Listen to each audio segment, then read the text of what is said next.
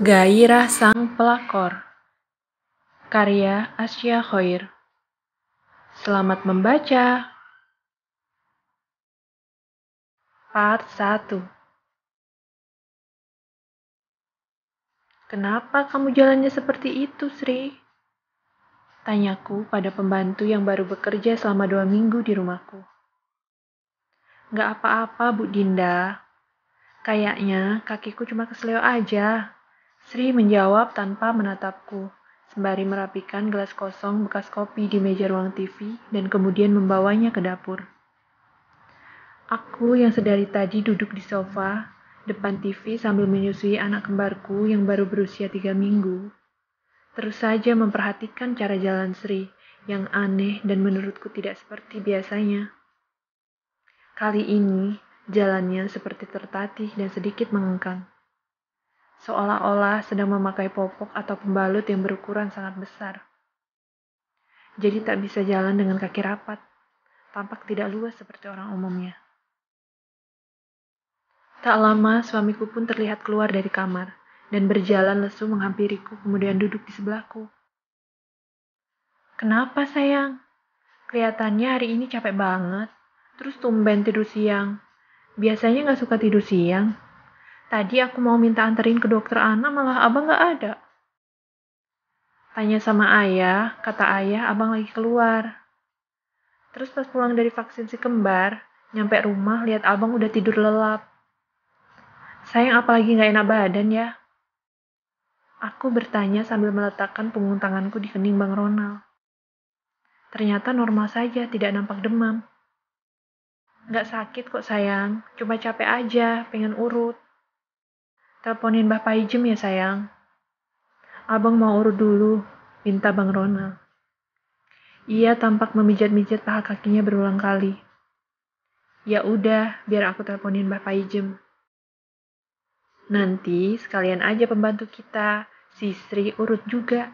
Tadi katanya dia kesleo kakinya.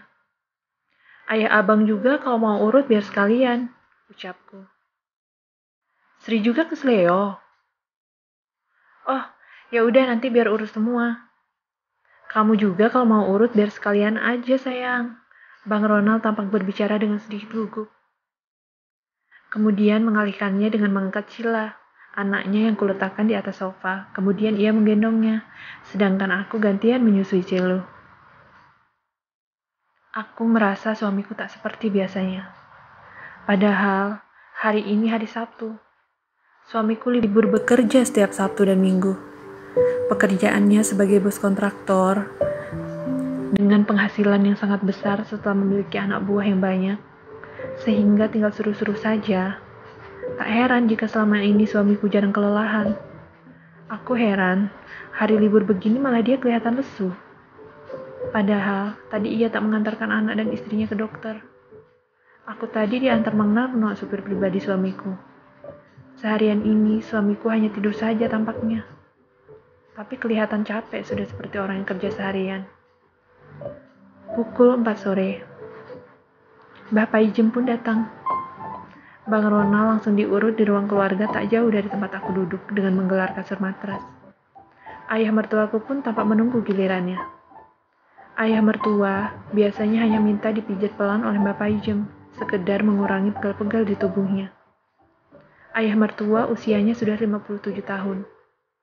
Sejak aku dan Bang Ronald menikah 1 tahun lalu, ayah mertua memilih tinggal bersama kami, karena ibu mertuaku sudah meninggal dunia 2 tahun yang lalu.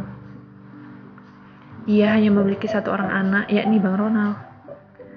Ayah mertuaku dahulu juga adalah bos kontraktor. Tak heran jika sekarang harta warisan ayah mertua sangatlah banyak, dan kesemuanya jatuh di tangan anak sematawayangnya, yakni Bang Ronald. Aku merasa beruntung dipersunting oleh Bang Ronald, anak orang kaya raya namun tidak sombong. Selama ini, ia selalu sabar, tak pernah kasar, tak pernah memarahiku, selalu romantis dan sangat penyayang. Sebenarnya, aku sendiri bukan asli orang kaya, melainkan hanya anak orang miskin yang awalnya tinggal di kontrakan. Namun, sejak lulus kuliah aku diterima kerja di suatu perusahaan dan diangkat menjadi manajer. Kerja selama 3 tahun, akhirnya aku bisa membangunkan orang tuaku rumah yang lumayan besar. Aku dahulu bisa kuliah hingga S2 karena mendapat beasiswa mahasiswi berprestasi. Setelah lulus kuliah, ternyata banyak tawaran kerja menanti. Namun setelah menikah dengan Bang Ronald, aku tak diizinkan untuk bekerja. Apalagi saat tahu aku hamil anak kembar, dengan jenis kelamin laki-laki dan perempuan. Aku langsung dipaksa resign dan fokus mengurus anak kembarku. Urusan apapun Bang Ronald yang akan menjamin. Bahkan, jatah bulananku dari Bang Ronald lebih besar ketimbang gaji bulananku dahulu. Tri, tolong buatin minum untuk Bapak Ijem ya. Sekalian buatin kopi dan susu juga, titahku pada Sri. Tak lama berselang, Sri datang dengan membawa nampan berisi 3 gelas minuman sesuai yang aku minta. Saat ia membungkukkan badannya di hadapanku untuk meletakkan gelas minuman di atas meja, dada atasnya tampak menyembul. Aku terperanjat seketika saat melihat di dadanya banyak tanda merah.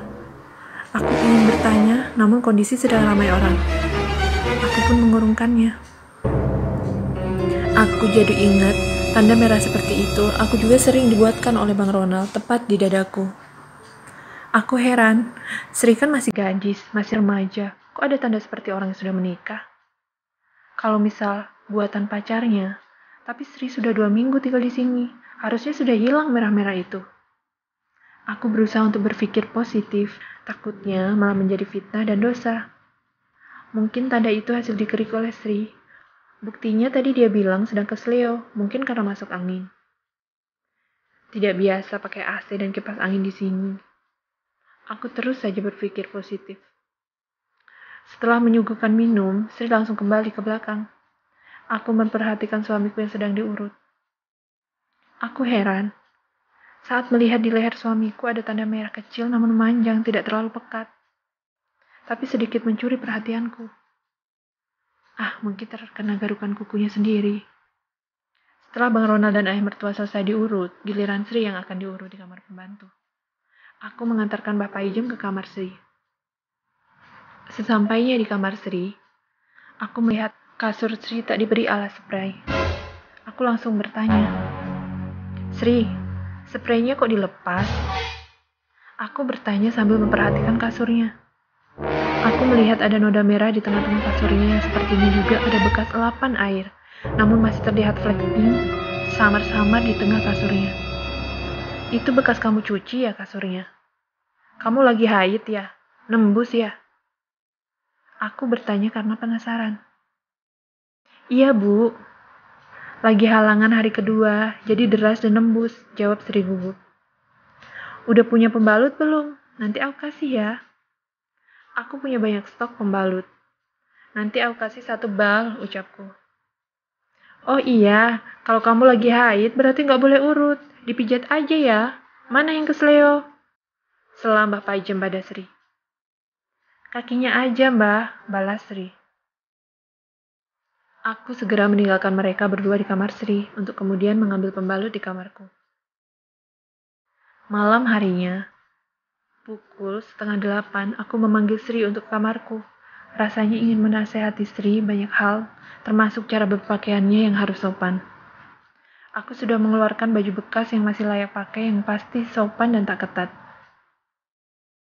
Rasanya risih melihat Sri pakaiannya rata-rata sempit. Tubuh Sri cenderung berisi dan memiliki ukuran payudara yang besar, maka tak heran jika pakaiannya seperti kekecilan. Harusnya, ia beli pakaian yang ukuran XL, barulah bentuk tubuhnya akan tampak samar. Setelah dipanggil berulang kali, ia tak menyahut. Aku langsung menghampiri ke kamarnya. Ketika membuka pintu, ternyata kudapati ia sedang menunaikan sholat Isya. Sontak aku kaget melihatnya. Setelah Sri selesai sholat, aku langsung bertanya. Loh, tadi katanya masih haid, hari kedua. Sekarang kok udah bisa sholat? Aku merasa sangat heran. Sri nampak salah tingkah dan gugup. Haidku memang gak lancar, Bu. Tiba-tiba berhenti, besok-besok haid lagi. Gitu, Bu. Sri menjawab sambil melintir-melintir ujung rambutnya yang belum terlalu kering sehabis keramas. Masa masih remaja haidnya udah kayak gitu? Jangan-jangan gangguan hormon. Rajin buat kunyit asam aja kamu. Biar lancar haidnya, aku memberi saran. Sri tampak mengangguk. Sri, aku mau ngasih masukan. Mulai sekarang, kamu jangan pakai baju ketat di rumah ini. Kalau beli baju yang ukuran XL, kalau kamu paksain pakai ukuran L atau M, ketat banget, gak sopan dipandang. Gak pantas dilihat laki-laki. Ini contohnya, aku sekarang masih menyusui. Aku langsung pakai baju ukuran besar, karena pakai yang kecil payudara pasti kelihatan. Malu dilihatnya. Apalagi sama bapak mertua. Ini aku punya baju masih layak pakai, kamu pakai aja ini. Baju kamu lainnya jangan dipakai di rumah ini. Malu, apalagi kalau dilihat suamiku dan bapak mertuaku, ucapku pada Sri. Iya, Bu. Oh ya, Bu. Aku minta spray lagi kalau ada. Sama minta tisu boleh nggak, Bu?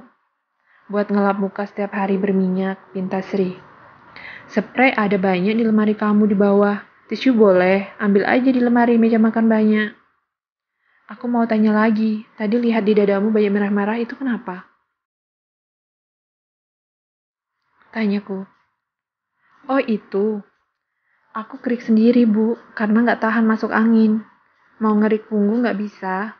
Ya udah, yang depan aja, jawabnya. Aku lumayan lega mendengar jawabannya dan langsung meninggalkan kamar Sri. Kemudian menghampiri suamiku yang sedang menunggu Sila dan Celo di kamar. Sesampainya di kamar, suami memintaku untuk duduk di dekatnya.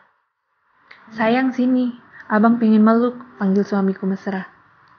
Aku langsung menghampirinya dan duduk di dekatnya. Imut banget ya anak-anak kita ini, kata Bang Ronald. Sambil menyentuh pipi Cila dan Celo. Iya, mirip mamanya kan Bang, sahutku. Iya, mirip kamu sayang. Untung mirip kamu ya, putih, mancung. Kalau mirip aku coklat kulitnya, pungkas Bang Ronald. Tapi abang walau coklat kulitnya, tapi ganteng dan gagah, kelihatan laki-laki banget, aku memujinya. Bang Ronald tampak kegeeran dan langsung mencium rambutku dan mengusap-usapnya. Bang, tumben malam ini gak nanya kapan boleh berhubungan. Hehehe, biasanya nanya terus tiap hari kayak anak kecil minta susu, ledekku pada suami. Ya udah, abang sabar kok. Lagi pula kamu kan habis lahiran anak kembar. Secara normal lagi. Biar pulih dulu ya. Kemarin-kemarin abang cuman bercanda kok. Tapi sekarang udah tahu, jadi ya udah sabar aja, balasnya senyum. Bercanda tapi setiap hari ya bang. Hehe. Semoga abang sabar. Mengingat kita ini belum pernah puas pacaran. Setelah nikah aku langsung hamil terus melahirkan anak kembar. Kena banyak jahitan, mungkin sembuhnya lebih lama. Jadi takutnya abang belum puas sayang-sayangan sama aku. Semoga abang selalu setia dan sabar, ucapku penuh harap. Iya sayang, abang sabar kok. Ya udah, kamu gak usah mikirin itu, balasnya. Sayang, kita cari babysitter atau pembantu satu lagi ya, biar bantu aku ngurusi kembar. Sri kan fokus beres-beres masak, pintaku pada Bang Ronald. Gak usah lah, kita urus sendiri aja. Abang gak suka kalau rumah kelihatan terlalu ramai, sumpek rasanya, ujarnya. Tapi kalau aku sendiri yang urus, jadi repot. Jadi gak sempat urus suami, karena fokus ke bayi terus. Kalau gak aku minta bantuan ibuku yang ya bang, pintaku lagi. Gak usah sayang. Abang gak suka rame, kayak gini aja enak, balasnya. Aku hanya diam dan sedikit kesal, namun aku pendam. Sayang, nanti Sri kamarnya pindah di kamar satunya dekat ruang makan aja ya. Kamar yang dekat dapur itu sangat kecil, gak layak. Kasihan nanti malah orang yang gak betah. Mana kelihatannya pengap lagi, ventilasinya dikit, cetus Bang Ronald. Kata siapa gak layak? Di mana-mana kamar pembantu ya sebesar itu bang. Kamar itu aja pas buat 2 orang. Sekarang Sri sendirian, artinya pas banget. Ventilasinya banyak begitu bang. Pengap dari mananya? Kamar satunya itu buat tamu, kalau banyak biar bisa tidur di situ. Kamar yang dekat ruang TV juga buat keluarga yang datang, sanggahku. Suamiku tak menanggapi ucapanku. Sayang, Abang mulai malam ini mau tidur di kamar dekat ruang TV aja ya. Karena abang kan pagi-pagi harus kerja. Kalau tidur di kamar ini, bentar-bentar bangun. Kerjanya jadi ngantuk. Abang pengennya bisa semalaman penuh biar semangat cari uangnya buat Dinda tersayang, pinta suamiku. Loh, kok gitu? Dinda makin repot dong sayang kalau nggak dibantuin malamnya. Kok tega sih sama istri? Makanya cari babysitter, biar aku nggak capek ngurus bayi sendiri. Bisa-bisa pingsan aku kalau ngurus bayi kembar sendirian. Celetukku kesal. Ya udah, besok abang cariin babysitter yang tua, biar berpengalaman urus bayi. Jadi setiap malam babysitternya tidur nemenin kamu ya. Abang biar tidur di kamar dekat TV aja. Nanti kamarnya abang mau dikunci dari dalam biar bisa tidur pulas. Gak ada yang keluar masuk buka pintu, ujarnya. Oh, oke, aku tunggu besok harus dapat babysitternya. Suamiku pun mengangguk menyetujuinya. Malam ini aku mulai tidur sendirian. Bang Ronald sudah pindah kamar mulai pukul 10 tadi. Pukul 11 malam, aku berniat mengambil minyak angin yang tertinggal di sofa TV. Saat aku melangkah menuju ruang TV, aku terkejut melihat sosok berambut panjang memakai baju merah melangkah dari dapur ke ruang TV. Saat aku menghidupkan lampu, barulah terlihat jelas mukanya. Ternyata Sri. Kenapa? Keinget ibu di kampung, rasanya kangen, padahal baru setengah bulan gak ketemu, ujarnya. Ya sabar aja, jangan sedih terus. Niatnya kan kerja buat bantu orang tua, jadi ditahan-tahanin meski gak ketemu. Nanti kan tiap lebaran bisa cuti. Kira-kira kamu betah gak kerja di sini? Aku bertanya kepada Sri. Iya, Bu. Aku betah banget kok, Bu. Semua baik dan ramah. Sri menjawab dengan senyum sumringah. Ekspresinya pun mendadak ceria. Syukurlah kalau betah, semoga selalu betah. Siapa tahu kalau lama kerja di sini nanti cinlok sama Mang Narno. Malah enak jadi bisa awet kerja di sini. Hehehe, candaku padanya. Hehe, masa sama Mang Narno sih, Bu? Gak ada yang lebih ganteng apa? Pungkas Sri sambil tertawa. Maunya sama siapa? Adanya Mang Narno, kelihatannya juga dia naksir sama kamu, Sri. Ledekku lagi. Raut wajah Sri seketika berubah bete. Seolah tak mau dijodohkan dengan Mang Narno. Padahal menurutku mereka serasi. Justru Mang Narno hidupnya sudah lumayan. Sudah punya rumah sendiri hasil kerja selama 5 tahun dengan suamiku. Bahkan dari sebelum aku menikah dengan suamiku. Sedangkan Sri menurut penuturannya ia adalah seorang fakir miskin. Rumahnya tak punya, harta apapun tak punya. Ibunya tinggal menumpang di rumah majikan di kampungnya. Kakak perempuannya tinggal menumpang di rumah majikan di luar kota lain. Sri adalah anak bungsu dari 2 bersaudara. Bapaknya minggat sejak Sri masih bayi. Sri sebelumnya tak pernah bekerja. Ini kali pertamanya ia bekerja di rumahku. Usianya saja baru 18 tahun, selisih 6 tahun dengan usiaku. Mau beli apa aja, Bu, hari ini? Tanya Sri. Beliin ayam kampung 1 ekor, sayur sop, tahu tempe, dan telur. Nanti agak siangan aja masaknya. Dimasak kayak biasanya ya, perintahku. Sri bergegas keluar rumah menuju gerbang. Saat melewati carport dan berpapasan dengan suamiku, aku melihat mereka berdua berpandang-pandangan sambil melempar senyum seperti sudah sangat akrab. Tapi aku tak terlalu heran. Suamiku memang selalu ramah terhadap siapapun. Bahkan dengan tukang sampah atau bahkan penjual jamu gendong langganannya, ia sangat ramah menyapa. Aku menghampiri suamiku, aku memperhatikan wajahnya. Aku pun kembali heran. Sayang, kok matanya merah begitu kayak kurang tidur? Terus kok belum berangkat kerja? Kan kita udah sarapan. Nungguin apa? Apalagi libur kerjanya? Aku bertanya sambil memahami wajahnya dari dekat. Semalam masih kedengar suara si kembar nangis, jadi masih suka kebangun. Ya biarlah, namanya punya bayi, sudah resikonya, disyukuri aja. Abang mau ngerapiin taman kita dulu. Berangkat kerjanya nanti aja agak siangan, ujarnya. Aku kembali ke kamar untuk mengecek cila-cilu yang terlelap dari setelah mandi tadi. Pukul 11 siang, suamiku pamit akan berangkat kerja.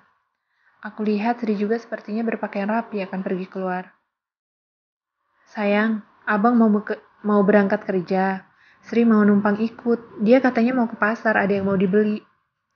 Nanti biar pulangnya dianterin Mang Narno, ujar suamiku. Loh, tapi mana Mang Narno? Kok sampai jam segini belum dateng? Tumben-tumbenan, apa dia lagi ada acara? Balasku. Dia izin masuk siang. Jadi habis zuhur, nggak apa-apa, ini berangkatnya Sri nebeng. Nanti pulangnya biar Mang Narno yang antar pakai mobil satunya, yang masih dipakai Mang Narno, ibu suamiku. Ya udah, tapi jangan lama-lama ya, Sri. Nanti kalau minta bantuan apa-apa, bingung kalau kamu keluar lama. Zuhur harus udah pulang loh, pungkasku. Oke, Bu, jawab Sri. Sayang, pulangnya bawa babysitter pokoknya, ucapku mengingatkan suamiku.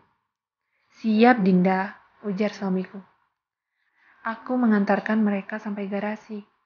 Sri tampak duduk di barisan kedua. Tak ada yang mencurigakan dari gerak-gerik mereka di dalam mobil. Setelah mobil suamiku keluar dan tak terlihat lagi dari ujung jalan, aku segera menutup gerbangnya. Aku langsung menuju kamar melihat si kembar. Ternyata mereka masih terlelap. Setelah itu, aku merasa ingin mengecek kamar yang digunakan tidur suamiku semalam. Bergegaslah masuk ke kamar itu. Nampak biasa saja. Aku mencoba merebahkan badan di atas kasur. Mulai tercium aroma parfum yang tidak asing bagiku. Parfum siapa ya? Batinku. Rasanya seperti tidak asing, yang pasti ini bukan parfum suamiku. Aku terus berpikir, mengingat-ingat si pemilik wangi parfum ini. Pikiranku mulai curiga dan tak tenang.